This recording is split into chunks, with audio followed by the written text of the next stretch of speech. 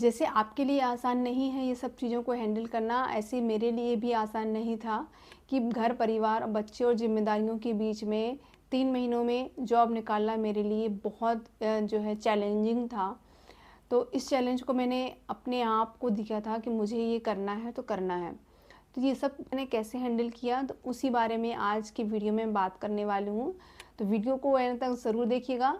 हो सकता है आपको कुछ हेल्प मिले, कुछ न्यू आइडिया मिले, जिससे आप जो है अपने स्टडी रूटीन में उसको शामिल कर सकें।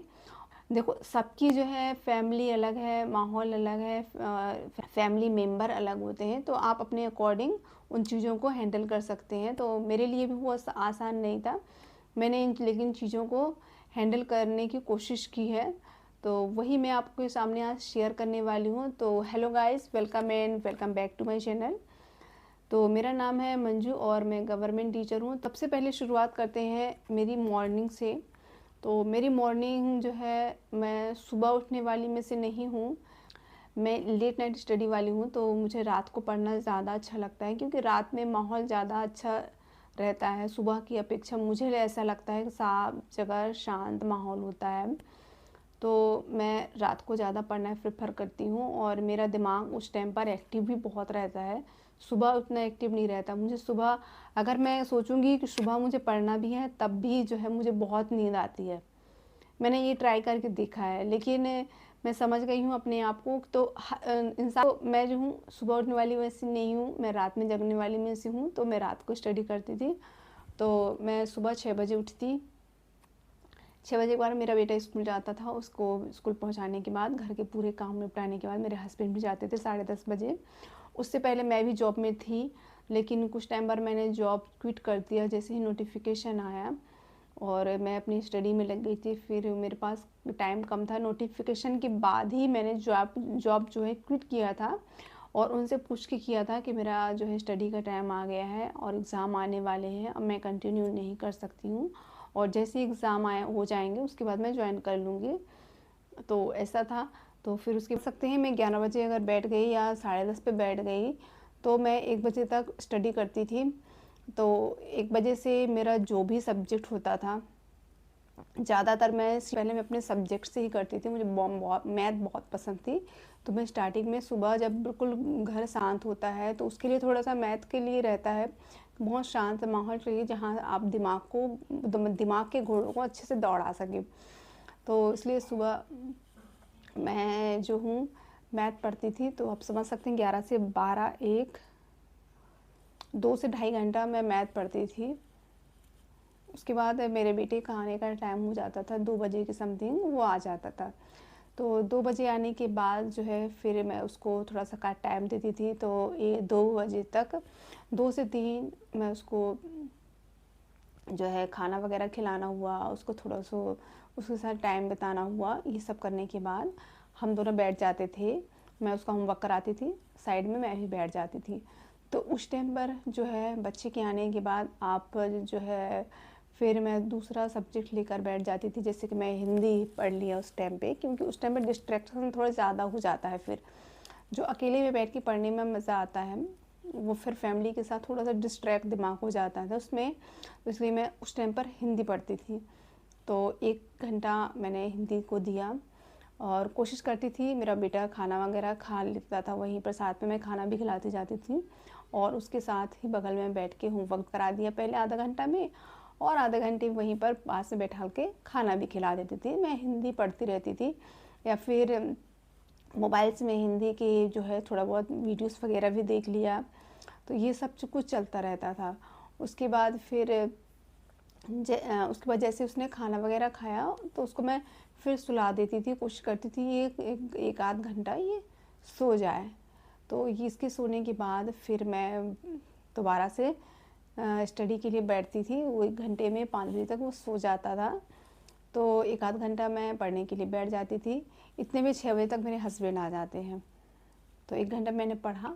उसके बाद 6 से लेकर 8 बजे तक आपको जो है फैमिली टाइम देना होता था। तो आप समझ सकते हैं कि इस बीच में मेरे पास, मुझे मोटा मोटा अब ये समझ लीजिए कि 3 साढ़े 3 घंटा मैंने पढ़ लिया था। मेरे 2 सब्जेक्ट कवर हो गए थे एक दिन के मैथ और हिंदी। उसके बाद जो है शाम का टाइम होता है, तो शाम का खाना वगैरह जब भी मैं बनाती हूँ, या सुबह का या शाम का खाना बनाती हूँ, उस टाइम पर मैं क्या करती थी, मोबाइल में कोई भी वीडियोस लगा लेती थी, कोई भी, चाहे इंग्लिश के कुछ वर्ड या एमसीक्यूज क्वेश्चन वगैरह, या कोई थ्योरी पढ़ना होगा सीटीपी पे या एनसीईआरटी रिलेटेड कुछ भी, तो वो चैप्टर मैं अपने हिसाब से मेंटेन कर लेती थी साइड बाय साइड कि मुझे क्या पढ़ना है। तो मैं जहाँ पर भी दिक्कत होती थी तो मैं कोशिश करती थी किचन में उसको मोबाइल में लगा के सुनती रहती थी। और मैंने किचन में कभी भी कुछ चिपकाया नहीं था। मोस्टली बहुत लोग कहते हैं आप चाहें तो आप चिपका भी सकते हैं कुछ भी लिख कर वहाँ पर इम्पोर्टेंट चीज़ें। तो मैं ज़्यादातर किचन में उतना ज़्यादा रहती नहीं थी। जहाँ तक रही मेरे हाथ मोबाइल था, मोबाइल स्टार्ट करके मैं रख देती थी, और सामने अगर रोटी भी बना रही हूँ, सब्ज़ी भी बना रही हूँ, तो हाथ में मोबाइल है, और इधर सब्ज़ी बना रही हूँ, रोटी बना रही हूँ, तो सामने मोबाइल रखा है। तो ऐसे मैंने काम किया। आप यकीन मानिए कि मैं एकदम कुछ टाइम के लिए मैं एकदम से इस पढ़ाई के बारे में एकदम से डूब गई थी। अगर मैं झाड़ू भी लगा रही हूँ तो ऐसे एक हाथ से झाड़ू लगा रही हूँ, वीडियो देख रही हूँ, या एयरफोन मैंने कानों में लगाया हुआ है, पोछा लगा रही हूँ, कुछ कर रही हूँ तो ईयरबड्स मेरे कानों में लगा है। तो ऐसे मैंने स्टडी कंप्लीट की अपनी। तो ज़्यादातर जो थ्योरी वाले चैप्टर होते हैं, जैसे सीडीपी का हो गया या एनसीईआरटी का कोई टॉपिक हुआ, उसको मैं जो है एयरफोन में या काम करते हुए, पोछा झाड़ू बर्तन ये सब करते हुए मैं कंप्लीट करने की कोशिश करती थी। और उसके बाद थोड़ा थोड़ा रह जाता था, उसको बस बुक से कवर करके उसको ख़त्म किया। फिर जब रात का टाइम हुआ तो रात में फिर 8 बजे तक हमारा खाना पीना हो जाता था। बच्चे को मैं सुला देती थी और 1 आध घंटा वो खेलता था, तो वो खेलता रहता था, वहीं बगल में मैं पढ़ती रहती थी। ऐसा तो है नहीं कि बच्चे को बिल्कुल इतना परेशान करें कि उसको गोद में ले लें, ये इतना छोटा भी नहीं होता। और मेरा जो छोटा बेटा हुआ था उसके बाद मैं उसको गोद में, जैसे कभी खेल रहा है साइड में तो वो खेल रहा है खिलौनों से, यहाँ पर मैं पढ़ रही हूँ जैसे, तो वो अपना खेल रहा है, यहाँ मैं पढ़ रही हूँ, तो कुछ भी पढ़ते रहो और वो खेलता रहेगा। तो ऐसा नहीं है कि बच्चे हैं तो हम उसको बिल्कुल गोद में ही बैठा लें, मतलब इतना भी परेशान नहीं कर रहा है। बहुत ज़्यादा परेशान कर रही है तो गोद में बैठा लो थोड़ी देर के लिए, फिर उसको खेलने में लगा दो, ठीक है। बहुत ज़्यादा परेशान किए, फीडिंग वगैरह कराना है तो आप फीडिंग भी करा लीजिए, साथ में यहाँ पर आप पढ़ते भी जाइए। ऐसा तो नहीं कि एक टाइम में एक ही काम करेंगे, ऐसा भी नहीं है। तो एक टाइम में आप मल्टीपल काम कर सकते हैं, आपकी चॉइस है कि आपको अपने टाइम का कैसे यूज़ करना है। तो मैं नहीं मानती हूँ कि आपके छोटे बच्चे हैं तो आप स्टडी नहीं कर सकते। बच्चे ऐसा नहीं होते कि आप बिल्कुल से भी उसको ऐसे गोद में लिए एकदम से घूम रहे हैं। कुछ टाइम तक बच्चे बाहर बगल में बैठ के खेलते हैं, बाहर भी खेलते हैं, ठीक है। उसको कुछ भी खिलौना दे दिया वो खेलते रहेंगे और आप अपना स्टडी करते रहिए, तो ऐसा होता है। और उसके बाद जो है बच्चे अगर खा पी लेते हैं, बच्चे का पेट भरा हुआ है तो वो परेशान उतना नहीं करते, या उन्हें कोई दिक्कत ना हो, कोई तबीयत ठीक ना हो तो उससे तभी परेशान करते हैं, अन्यथा बच्चे परेशान नहीं करते हैं। और बच्चों को थोड़ा सा एकदम चिपका के भी नहीं रखना है, मतलब थोड़ा सा उनको फ्री छोड़ने की कोशिश करनी है। कि हमें पता है कि ज़्यादातर लेडीज़ जो हैं बच्चों को एकदम ये काम मैं ही करूँगी, या ये चीज़ मुझे ही करना है, या बच्चे को अगर खाना भी खिला रहे हैं तो नहीं, ये माँ के हाथ से नहीं, फादर के हाथ से भी खाना खा सकता है, उसके बड़ा भाई बहन है वो भी उसको खिला सकता है। तो थोड़ा सा कामों को डिस्ट्रीब्यूट करने की कोशिश कीजिए। और या फिर कुछ और भी एक्टिविटी हैं तो अपने घर वालों को भी उनमें शामिल कीजिए। मेरे हस्बैंड बहुत सारा काम कर देते थे, खाना वगैरह कभी कभी वो खिला देते थे। और जब होमवर्क तो मैं करा देती थी, क्योंकि होमवर्क वो नहीं कराते थे, मुझे देखना होता था कि इसकी स्टडी चल रही है तो उसमें कहाँ क्या दिक्कत आ रही है, इसने होमवर्क किया है कि नहीं किया है, ये सब कुछ मैं हैंडल करती थी। तो 8-9 बजे तक खाना वाना खा लिया तो 9 बजे के बाद मैं बैठ जाती थी, बच्चे भी सो जाते थे तब तक, और ज़्यादा माहौल शांत हो जाता है। 9 बजे के बाद फिर मैं इंग्लिश पढ़ती थी, पीवाइस क्यूज लगाया, रिवीजन किया।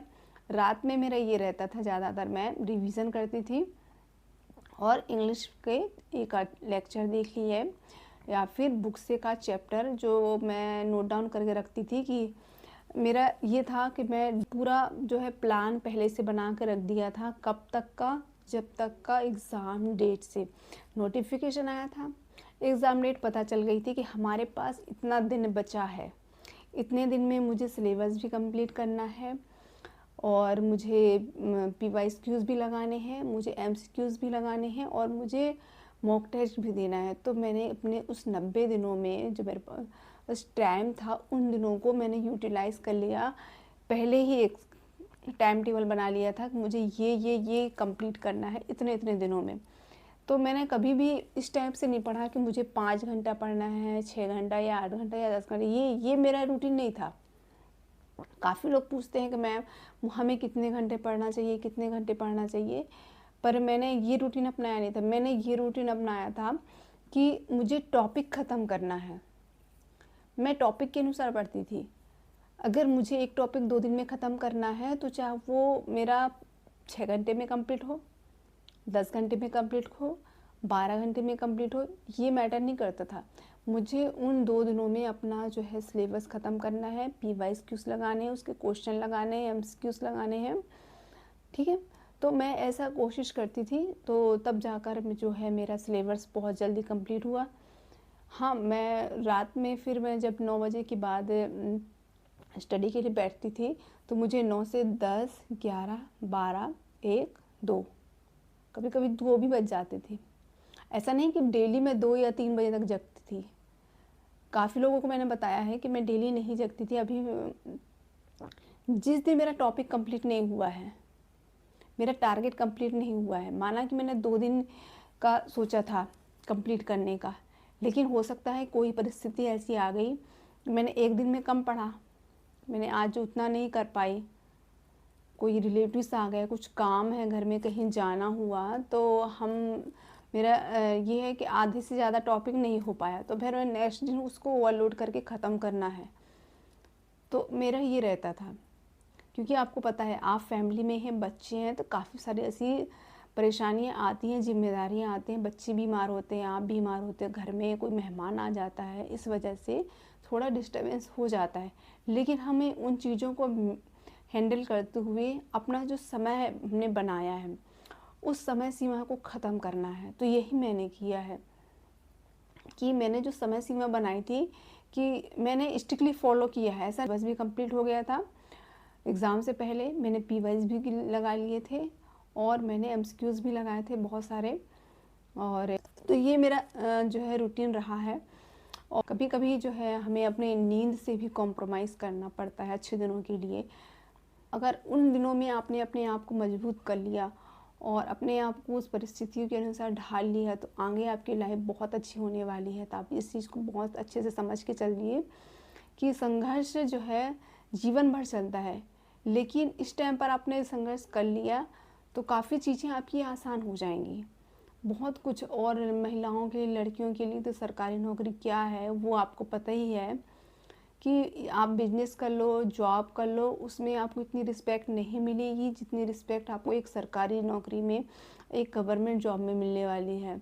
अब ये समझिए कि ससुराल वाले जो है, आप कहेंगे मुझे प्राइवेट जॉब करना है तो आपको अलॉट नहीं करेंगे, यहाँ तक कि आप अगर कर रहे होंगे तो वो भी छुड़वा देंगे।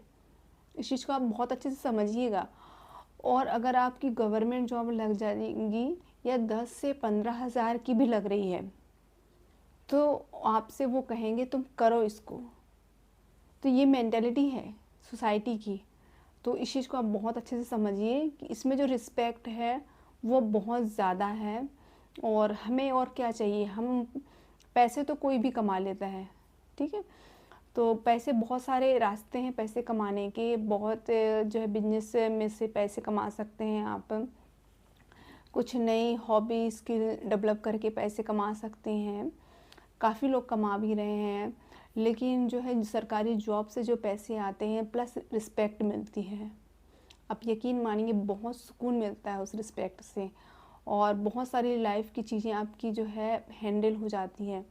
घर का माहौल आपके प्रति इतना चेंज हो जाता है कि आप सोच भी नहीं सकते कि लाइफ कितनी आसान हो जाती है। हर चीज़ आपके जो है सोच से परे हो जाती है उन चीज़ों को। तो आप कोशिश ज़रूर कीजिएगा, अपने आप को सुनिए। सबसे मेन होता है अपने आप से ही लड़ना। सबसे तो हम लड़ लेते हैं, लेकिन जिसने अपने आप से लड़ लिया और जीत लिया, वाकई में जीत उसी की होती है। तो आपको सबसे पहले लड़ना है अपने आप से, और वो भी अपनी नींद से। नींद हमारी सबसे बड़ी दुश्मन है इस टाइम पर, नींद और आलस। और ये जो आपका मन है ये आपको हमेशा रोकता रहेगा, ठीक है। तो मन की बातों में नहीं आना है, अपना दिमाग ज़्यादा यूज़ नहीं करना है, ज़्यादा सोचना नहीं है। जो आपको करना है उसको कॉपी पे या किसी डायरी में नोट डाउन कर लीजिए और उसके बाद बस सोचना बंद कर दीजिए। बस लग जाइए कि करना है तो करना है। किसी भी परिस्थिति में शुरुआत आज से ही होती है और आज से ही करना है, कभी भी कल पे नहीं छोड़ना है। आज से और अभी से आपको शुरुआत करनी है, तभी कुछ पॉसिबल हो सकता है।